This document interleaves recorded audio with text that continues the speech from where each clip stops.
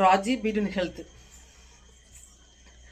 வாய் நாற்றம், அந்த வாயில் நாற்று வரும் பார்த்தீங்களா, அப்படி வரும்போது அவங்க பக்கத்தில் கூட போக முடியாது, அந்த அளவுக்கு பேட் ஸ்மெல் பயங்கரமாக இருக்கும். மவுத் அல்சர்னு சொல்கிற வாய்ப்புண், வயிற்றுப்புண், இந்த ரெண்டுமே வந்ததுனாலே வாயில் வந்து அவங்க நாற்றம் தெரிஞ்சிடும். அந்த நாற்றம் வந்துட்டாலே வந்து வாய்ப்புண்ணும் வயிற்றுப்புண்ணும் நமக்கு இருக்குன்னு அப்படின்னு சொல்லலாம். சாப்பிடாம இருப்பாங்க பார்த்தீங்களா, அந்த மாதிரி உள்ளவங்களுக்கு, தண்ணி நிறைய குடிக்காதவங்களுக்கு, கார உணவுகள் சாப்பிட்றவங்களுக்கு இந்த மாதிரி வாய்ப்புண் வயிற்றுப்புண் வரும். அந்த வாய்ப்புண் வயிற்றுப்புண் வந்தாலே நமக்கு வந்து வாய் வந்து காட்டி கொடுத்தோம். அந்த ஸ்மெல் நம்ம பக்கத்துலேயே போகக்கூடாது, அவங்க பக்கத்தில். அந்த நாற்றம் பயங்கரமாக இருக்கும். இதுக்கு என்ன ரெமடின்னு பார்க்கலாம்.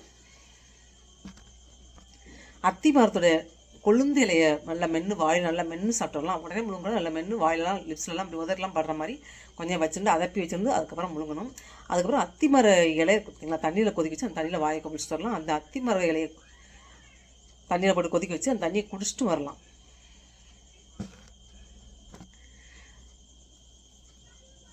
அகத்திக்கீரை வாரத்தில் ஒரு நாள் சாப்பிட்டு வரலாம். வேப்பிலையை நல்லா பொடி பண்ணி அந்த பொடியை வேப்பிலை பொடியை ஒரு ஸ்பூன் 2 ஸ்பூன் தண்ணியில் போட்டு கலந்து அந்த தண்ணியை வாயை கொப்பிடிச்சு தரலாம். இல்லைனா அந்த 1 ஸ்பூன் பொடியை மோரில் கலந்து காலைல வெறும் வயிற்றில் குடிச்சிட்டு வரலாம். வாய்ப்புண் வயிற்றுப்புண் நீங்கும்.